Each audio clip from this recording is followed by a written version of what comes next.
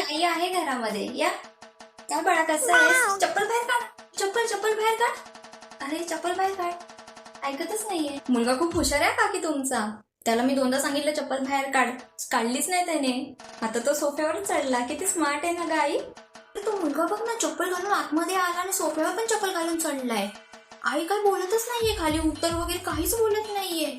हिरवी आपल्या मागे कशी लागते, पाय धुवा करत राहते आणि म्हणे तिचा मुलगा हुशार आहे, स्मार्ट आहे. हात नको लावू, पानं नाही तोडायची.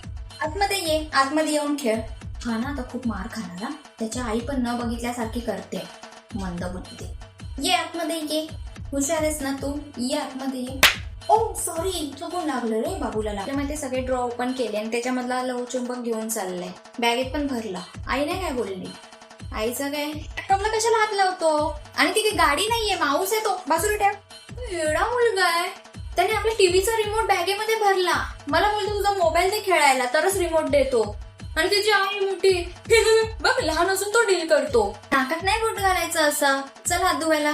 किचन मध्ये काय चाललंय ते बघ जा. फ्रीज मध्ये त्यांनी सगळी चॉकलेट आपल्या बॅगेमध्ये भरली आहे. तिच्या मम्मीने काही शिकवून आणले काय, तिथे गेल्यावरती जे भेटेल ते बॅगेत भरायला. काय काही आता नाही तुला प्रॉब्लेम झाला, तो जेवढा चप्पल घालून सोफ्यावर चढला तेव्हा.